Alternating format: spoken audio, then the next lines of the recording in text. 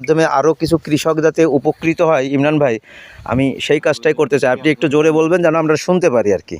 এই যে এইখানে একটা দুইটা তিনটা চারটা হুম। চারটা চারা আছে না? হ্যাঁ। চারটা চারার ভিতরে দানা একদিনে ফেলাই, আচ্ছা একদিনে রোপণ করা।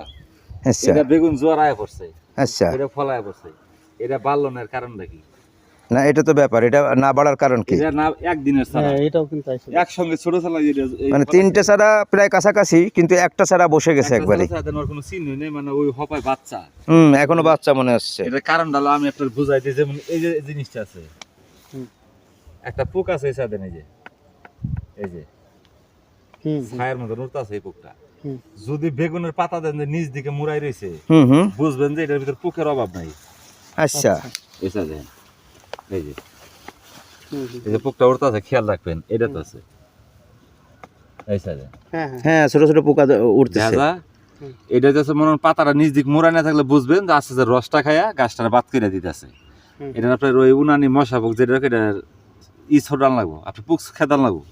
আর এই চারাটা যে বড় হইলো না, এই জায়গাটা পাইপের মুখটা থাকে, শেষটা এই জায়গার মধ্যে বেশি পড়ে। অনবরদার গুড়াটার ভিতরে মাটি নরম করা নাই। এই যে মাটিটা লোহার মধ্যে শক্ত রয়েছে, এই কারণে ওই যে নিচে হাওয়া বাতাস যে টানবো, একটা বল শক্তি পাইবো, এই জিনিসটাই পাইতেছে না। এই যে মাটিটা খুঁজে দিলাম, 3 দিনের ভিতরে দেখবেন পুরাপুরি সুস্থ হয়েছে। এত ব্যবধান, একই ছাড়া একদিনই লাগায়। তার মানে এই মাটিটা শক্ত থাকার কারণে আসছে, শক্ত থাকা, গুড়াটা ভিজা।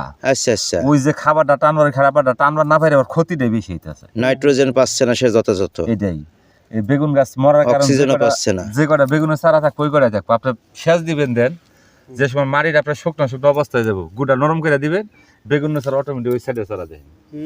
ওই সেচ পাইছে ঠিকই, কিন্তু আবার পরে পরে শুকনা মাটিটা পাইছে, এই লেগে যেমন উর্বরতাটা বাইরে গেছে নগদে। এটা গুড়া পানি বাজার কারণে চারাটা ভালো না। অসংখ্য ধন্যবাদ ইমরান ভাইকে ভালো পরামর্শ দেওয়ার জন্য।